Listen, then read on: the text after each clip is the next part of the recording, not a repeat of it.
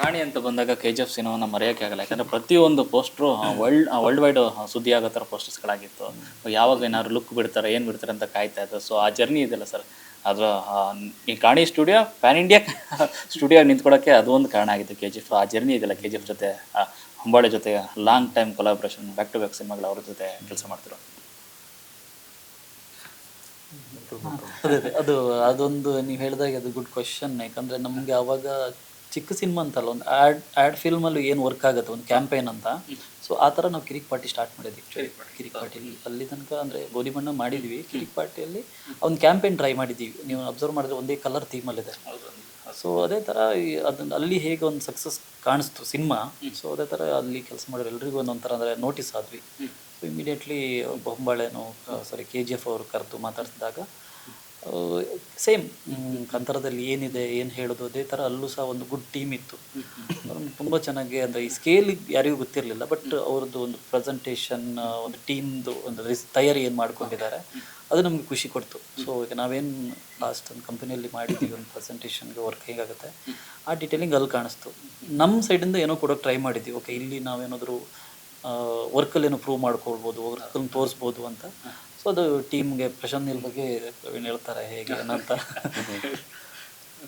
ಅದೇ ಪ್ರಶಾಂತ್ ಸರ್ ಮತ್ತು ಭುವನ್ ಅವರಿಗೂ ತುಂಬ ಕ್ರೆಡಿಟ್ ಹೋಗುತ್ತೆ. ಯಾಕೆಂದರೆ ಅವರು ಈಗ ನಾವು ಹೆಂಗೆ ಡಿಸ್ಕಸ್ ಮಾಡ್ತೀವಿ ಅದೇ ಥರ ಕರೆಕ್ಟಾಗಿ ಮಿಂಗಲ್ ಆಗಿ ತುಂಬ ಇಂಪಾರ್ಟೆನ್ಸಿ ಕೊಡ್ತಾರೆ. ಅಂದರೆ ಇದ್ರ ಮೇಲೆ ತುಂಬ ಬ್ಯಾಕ್ ಆ್ಯಂಡ್ ಫೋರ್ತ್ ಆಗುತ್ತೆ. ಅವ್ರದ್ದೊಂದು ಥಾಟ್ ಪ್ರೊಸೆಸ್ನ ಅರ್ಥ ಮಾಡ್ಕೊಂಡು ಅವ್ರದ್ದೊಂದು ಕ್ಲಾರಿಟಿ ಇದೆ. ಮೊನ್ನೆ ಇಂಟರ್ವ್ಯೂ ಹೇಳ್ತಾರೆ, ಅವ್ರಿಗೆ ಏನು ಚೆನ್ನಾಗಿಲ್ಲ ಅನ್ನೋದು ತುಂಬ ಕ್ಲಾರಿಟಿ ಆಗುತ್ತೆ. ಚೆನ್ನಾಗಿಲ್ಲ ಅಂದರೆ ಅವರು ರಿಯಾಕ್ಟೇ ಮಾಡಲ್ಲ. ಚೆನ್ನಾಗಿಲ್ಲ ಅಂತ ಒಂದ್ಸಲ ಹೇಳ್ತಾರೆ, ಮತ್ತೆ 2-3 ಸಲ ರಿಯಾಕ್ಟ್ ಮಾಡಲ್ಲ. ಸೊ ಅವ್ರ ಜೊತೆ ಒಂದು ಬಾಂಡಿಂಗ್ ಇದೆ. ಸೊ ಅದು ನನಗೆ ಅವರಿಗೆ ಒಂದು ಈ ಥರನೇ ಬೇಕಂತ ಒಂದಿರುತ್ತೆ, ನೀವು ಮಾಡಿ ಕಳಿಸಿ ನಾನು ಹೇಳ್ತೀನಿ ಅಂತ. ಸೊ ಅವ್ರದ್ದು ನಮ್ಮದು ಕಾಂಬಿನೇಷನ್ ತುಂಬ ವರ್ಕ್ ಆಗಿದೆ. ಅವರಿಗೆ ನಾವು ಮಾಡಿದ ಡಿಸೈನ್ ಸಹ ತುಂಬ ಇಷ್ಟ ಆಗ್ತಾಯಿತ್ತು. ಮತ್ತು ಅವ್ರನ್ನ ಇಂಪ್ರೂವೈಸ್ ಮಾಡ್ತಾಯಿದ್ರು, ಈ ಥರ ಮಾಡೋಣ ಹಿಂಗೆ ಮಾಡಿ ಅಂತ. ನಾವು ಕಾನ್ಸೆಪ್ಟ್ ಕೊಟ್ಟಾಗಲೂ ಅವ್ರು ಈ ಥರ ಅವರಿಗೆ ಸೆಲೆಕ್ಟ್ ಮಾಡ್ತಾಯಿದ್ರು, ಇದ್ರಲ್ಲಿ ಹೋಗೋಣ, ಹೀರೋನ ಇಷ್ಟೇ ತೋರಿಸ್ಬೇಕು, ಈ ಥರ ಇದು ಮಾಡೋಣ ಅಂತ. ಸೊ ಪರ್ಟಿಕ್ಯುಲರ್ ಒಂದು ಪ್ಯಾಲೆಟ್ ಸೆಟ್ ಮಾಡಿದ್ವಿ. ಮತ್ತು ಅವ್ರದ್ದು ಕೆಲವು ಫೋಟೋಸ್ ಎಲ್ಲ ತೋರಿಸಿದ್ರು ನಮಗೆ ಒನ್ನಾಗಬೇಕಾದ್ರು. ಸೊ ಅದು ನಾವು ನೋಡಿ ನಮಗೆ ತುಂಬ ಶಾಕಿಂಗ್ ಇತ್ತು. ಭುವನ್ ಎಲ್ಲ ಮುಂಚೆ ಗೊತ್ತಿದ್ರಲ್ಲ ನಮಗೆ. ಸೊ ಭುವನ್ ಈ ಥರ ಹೇಳ್ತಿದ್ದೆ ಹಿಂಗೆ ಮಾಡಿ ಅಂತ.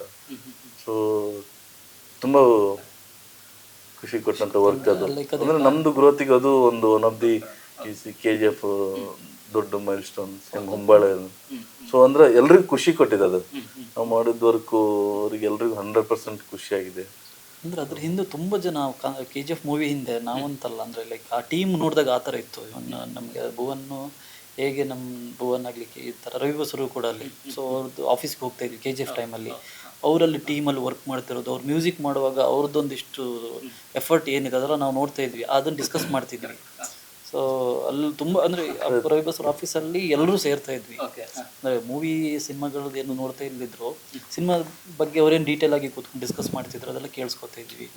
ಓಕೆ, ಆವಾಗಲೇ ಯಶ್ ಅವರಾಗಲಿ ಎಲ್ಲರೂ ಇದ್ದರು ಅಲ್ಲಿ. ಸೊ ಆವಾಗ ನಮ್ಗೆ ಗೊತ್ತಾಯ್ತು ಇದೊಂದು ರೆಸ್ಪಾನ್ಸಿಬಿಲಿಟಿ ಆಗುತ್ತೆ ಅನ್ನೋ ಥರ ಇತ್ತು. ಮತ್ತು ನೋಡಿದಾಗ ಅದೊಂದು ಪ್ಯಾನ್ ಇಂಡಿಯಾ ಅಗೇನ್. ನಮ್ಗೆ ಅವಾಗ ಏನು ಅಂದರೆ ಪ್ಯಾನ್ ಇಂಡಿಯಾ ಸಬ್ಜೆಕ್ಟ್ ಹೆಂಗೆ ವರ್ಕ್ ಆಗುತ್ತೆ, ಅದಕ್ಕೆ ಏನು ಮಾಡಬೇಕು ಅನ್ನೋದು ಕಲಿತಾ ಹಾಂ ಒಂದು ತುಂಬ ಇಷ್ಟ ಆದಾಗ ಸರ್ ಮನೆ ಕರ್ಸ್ಕೊಂಡು ಮಾತಾಡಿಸಿ ತುಂಬ ಖುಷಿ ಪಟ್ಟಿದ್ರು. ಅವರಿಗೆ ತುಂಬ ಖುಷಿಯಾಗಿ ಹೇಳ್ದಂಗೆ ಕೆಲವು ಸಲ ನಾವು ಅಲ್ಲಿ ಅವರು ಮ್ಯೂಸಿಕ್ ಮಾಡ್ತಿದ್ವಿ, ರವಿ ಸ್ಟುಡಿಯೋಗೆ ಅಲ್ಲಿ ಹೋಗಿ ಮಾತಾಡ್ತಿದ್ವಿ, ಅದ್ರ ಬಗ್ಗೆ ಡಿಸ್ಕಸ್ ಮಾಡ್ತಿದ್ವಿ. ಸುಮಾರು ಬೇರೆ ವಿಷಯ ಎಲ್ಲ ಡಿಸ್ಕಸ್ ಮಾಡ್ತಿದ್ರು ಪ್ರಶಾಂತ್ ಸರ್. ಸೊ ತುಂಬ ಡಿಸ್ಕಸ್ ಮಾಡ್ತಿದ್ವಿ ಬಿಹೈಂಡು. ಸೊ ದೊಡ್ಡ ಜರ್ನಿ ಅದೊಂದು. ಸೊ ಅದೇ ಪೋಸ್ಟರ್ ಥರ ವರ್ಕ್ ಮಾಡ್ತಾ ಇರಲಿಲ್ಲ ನಾವಲ್ಲಿ. ಒಂದು ಸಿನಿಮಾಕ್ಕೆ ಏನು ಬೇಕು, ಓಕೆ ಇಷ್ಟು ಹೇಳ್ಬೋದು ಆ ವಿಷಯಗಳನ್ನು, ಅದನ್ನು ಹಾಕ್ತಾ ಇದ್ವಿ ಅದರಲ್ಲಿ.